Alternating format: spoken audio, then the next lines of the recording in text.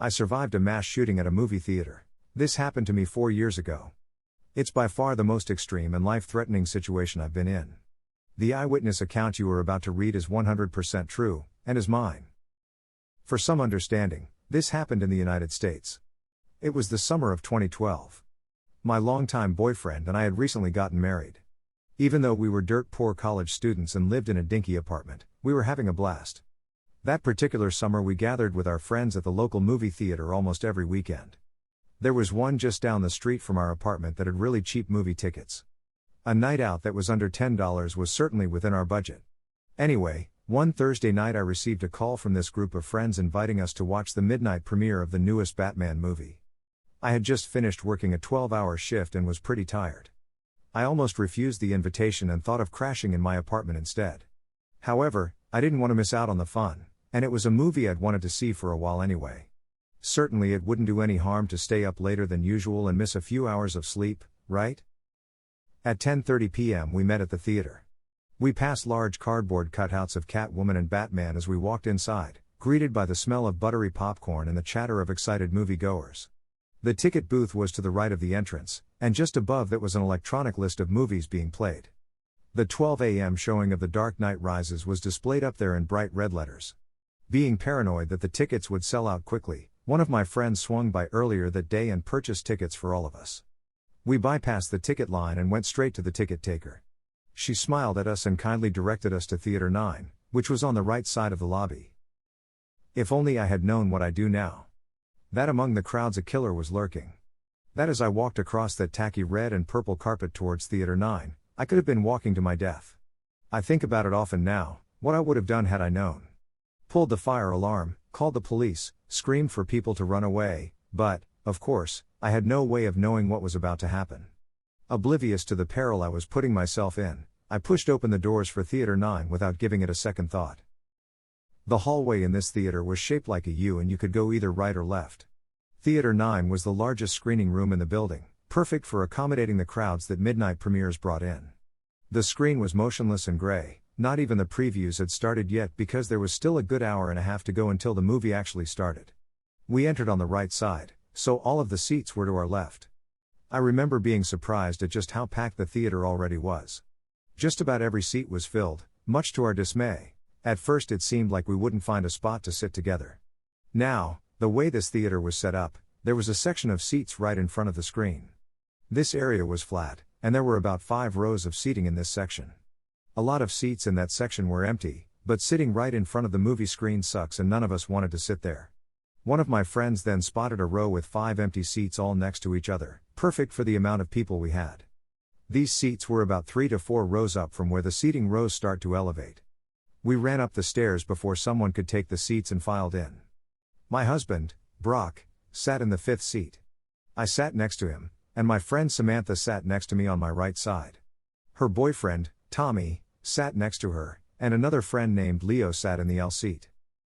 We spent the next several minutes casually chatting, joking around, and laughing. After a while my 3 friends went to the lobby to buy drinks and that addicting movie theater popcorn. While they were gone, Brock and I passed the time by people watching. The theater was bright since the lights weren't dimmed yet, and I could see everyone clearly. There were a lot of people dressed in Batman t-shirts and hoodies.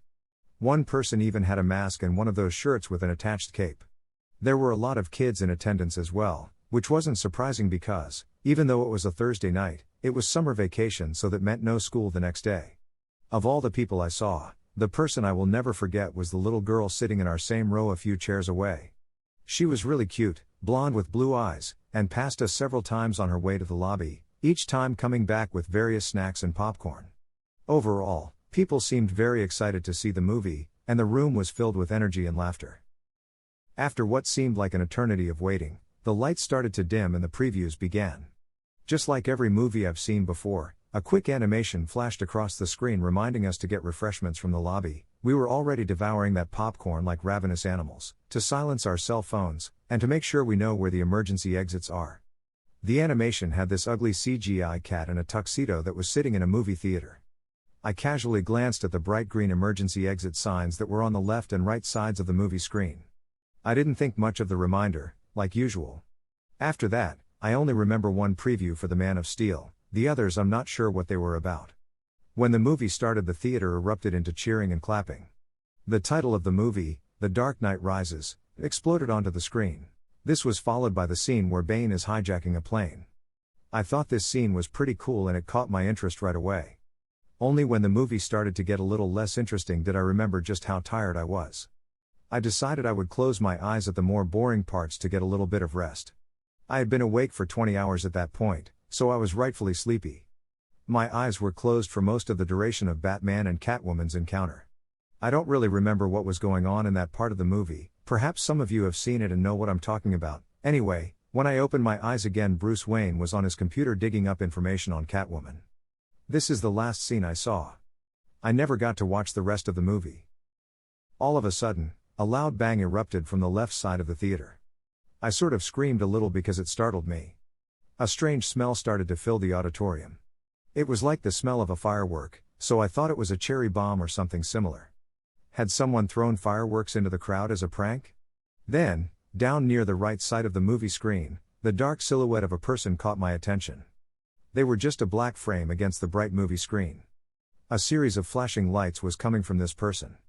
It was a weird moment where time literally slowed down and everything went strangely quiet. I was completely frozen, unable to move and really unable to think at all. It was like my brain had stopped working entirely. Brock caught on immediately to what was happening and he grabbed me. He pulled me to the ground and lay on top of me, shielding me with his own body. At this point, time and sound returned to me. I could hear the gunshots ringing out across the theater. People were screaming. The movie was still playing on top of it all, creating a chaotic explosion of sound. I realized the flashing lights I had seen were bullets flying out of a gun barrel. An instant sensation of adrenaline flooded my body. There was absolutely nothing I could do except lay there and hope to God that the bullets I heard ripping through seats and walls wouldn't go through me, too. At one point, shrapnel hit my head, cutting off a good chunk of my hair, and as I reached for the spot to make sure it wasn't bleeding, hot pieces of metal fell into my hand. I was lying face up, so I could see everything that was happening. The lights from a still-playing movie danced across the ceiling and walls. My friends were on the floor with me. Our unfinished bucket of popcorn was spilled all across the floor. Leo had his legs sticking out into the aisle because there wasn't enough room for him to hide completely behind the seats. At some point, Samantha's water bottle, which had been in the cup holder between our seats, exploded. Water splashed all over my face. The smell of gun smoke was overwhelming. Riot-grade tear gas made me cry and caused me to cough uncontrollably. There was another smell, too, the horrible metallic smell of blood that I'll never forget. I remember my lower body feeling wet all of a sudden. For some reason I thought this came from the leaking water bottle, but I soon realized this wasn't the case. All of a sudden things went strangely quiet. The bullets had stopped for some reason. Tommy shouted, "Let's get out of here." We took advantage of the opportunity and made a run for it. We ran down the stairs, across the front of the screen towards a bright green exit sign. We crammed into a small, closet-like space where the door was.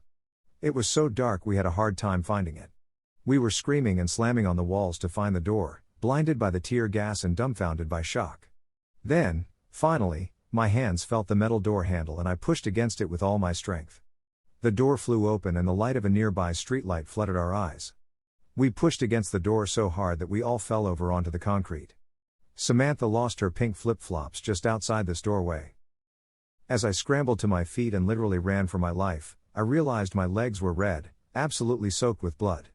It was like I dipped my legs into a bathtub full of it. I checked my body all over and realized I wasn't injured at all. Where had this blood come from? I looked behind me and realized that the blood was my husband's. He had been shot in the leg. A massive, gaping hole had ripped through the lower half of Brock's right leg. His foot was barely hanging on and dangled lifelessly. Leo and a young man I didn't recognize were carrying Brock because, after falling outside the door, he lost all his strength and he couldn't walk. I was completely shocked. I had no idea he had been injured, especially since he was right behind me the whole time and managed to escape the theater all by himself. How he did it on one foot, I'll never know. Walking through the crowds felt like a dream. I couldn't believe what just happened. People were in hysterics and crying. A lot of people such as me were covered in blood. And, like me, I'm pretty sure the blood staining their skin and clothes wasn't their own. A lot of people seemed to notice how lonely and dazed I looked, so they kept me company and even offered me a ride to different hospitals to find Brock, because I hadn't been told what hospital he was taken to. I hung around these people for a while as police swarmed the area and asked us what we saw inside the theater. The whole parking lot was on lockdown, and we weren't going to be allowed to leave anytime soon. It was around 2 a.m., so it was very dark outside still, and I was pretty cold, wearing only an undershirt and shorts. The flashing red and blue lights of what seemed like 100 police cars were blinding.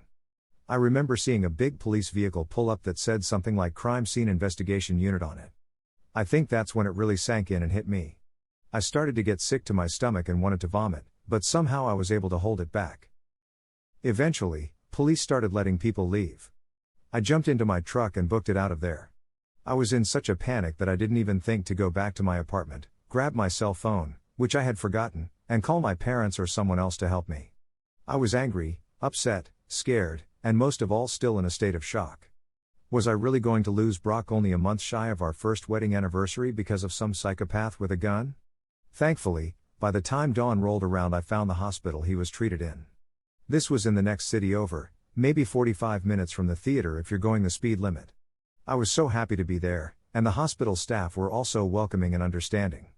After making sure I wasn't injured as well, they let me wait in the ICU room that Brock would be placed in when he was done recovering from surgery. I was so glad he was alive. Brock and Tommy both had survived, though many others weren't so lucky. I found out the following day, after some much-needed sleep on a hospital couch, that 12 people were killed in this shooting and over 70 were injured. I remember they first thought 15 people were killed, but the real number was 12. The little blonde girl sitting in my row did not survive. She died in the theater no more than a few feet from us. She had been shot multiple times. A heartbroken police officer, who cried during his court testimony, tried unsuccessfully to save her by carrying her out of the theater and having her sent to a hospital. Tommy was rushed to a different hospital in the back of a police car. He underwent surgery and made a full recovery. The bullet missed his hip bone and narrowly missed his urinary tract and bladder. According to the surgeons, my husband lost almost half his blood. Brock made it to the hospital just in time, any later and he would have died. He underwent several blood transfusions and was in the hospital for 21 days. The wound to his leg was severe enough that they had to amputate it after trying unsuccessfully to save it. It's been so long since the shooting happened that my husband, friends, and I have been able to recover from it somewhat. The event was pretty horrifying and has left us scarred for sure. I wouldn't consider that part of the story to be creepy, though. No, the creepy part is the shooter himself. I later learned much about him from the murder trial that would follow in the coming years. Though my encounter with this man was very brief, he has affected my life greatly. Just to know that people like this exist, is disturbing. He is certainly one twisted individual that I never want to see again. I learned everything from watching the televised trial that took place in early 2015. This guy was going to school for neuroscience or something in California. I guess he was a pretty smart guy. However, for some reason he had an obsession with killing people and had a stalker mentality. After dropping out of his university, he moved to my state and chose my local theater to commit a mass shooting. Before that, he was planning on hiding along remote hiking trails up in the mountains, jumping people, pulling them into the woods and killing them there, though he never went through with that idea. He stalked my theater for months and had this shooting all planned out for the night of July 20th. Though I never saw him before this, it's unnerving to think this guy could have been watching us every time we went to the theater, and we would have never known it.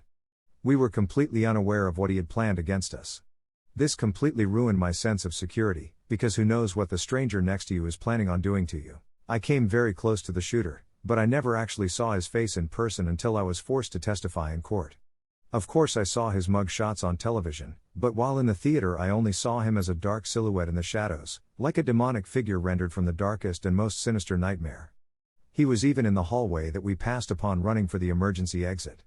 The only thing stopping him from killing us there and then was his jammed assault rifle. To commit this crime, he ordered a few thousand rounds of ammunition, riot gear and armor, tear gas, an assault rifle, and a shotgun. He took pictures of himself, which were shown in court, wearing all of this gear like some sick trophy and holding up these weapons with a menacing smile. He dyed his hair orange and put in these creepy black contacts while making devilish faces into his camera, something that made me sick just looking at. Before driving to the theater with all of this gear in his car, he booby-trapped his entire apartment and set it to explode if anyone opened the door. Then, once at the theater, he posed as a moviegoer and even bought a ticket for the movie. I think his ticket had Theater 8 on it, which was next door, but Theater 9 had more people in it so he went into number 9 instead. He was in the few front rows. I must have passed him several times in the lobby while he was there. Maybe he had seen me, too. At some point during the movie, he got up and went through the side exit, which didn't have an alarm for some reason, kept it propped open with something, then went to his car to put on all his armor and grabbed his weapons. Then, he came back inside and started shooting. When we escaped the theater, we ran past his white car which was parked right at the exit. We didn't even notice it. At some point he came outside, and he would have seen us there on the concrete.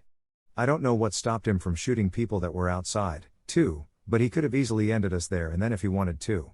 I think the hardest part for me was facing this twisted individual in court. I'll never forget rising as they called my name, walking down the center row past my family, other survivors, and crowds of news-hungry media personnel. I sat right across from him, maybe only 10 feet away. While his orange hair was gone and he wasn't wearing black contacts, being so close to him was a creepy and uncomfortable experience. My encounters with this man are certainly ones I will never forget. I can now say that I've come face to face with a true, deranged psychopath. He just had this blank stare in his eyes the whole time. If eyes truly are the windows to the soul, then his soul was filled with nothing but a cold indifference for those he had murdered and harmed. He wouldn't even look at me. Sitting across from him in court was the second time I had knowingly been in the same room with this man. A man who had tried to take my life, but thankfully failed, a man who would end up spending forever behind bars when, at the end of it all, he was sentenced to 3,318 years in prison for his crimes. This is to the man who tried to kill me. The man who has caused countless nightmares and fueled the fires of my paranoia. The man who hurt my friends and family, causing years of untold grief for my husband because he will never walk the same again. The man who stole the innocence and joy from a 6-year-old child who went into that theater alive and came out dead. To the man who carried out the worst mass shooting in Colorado history, let's not meet again. Ever. I hope you rot in prison.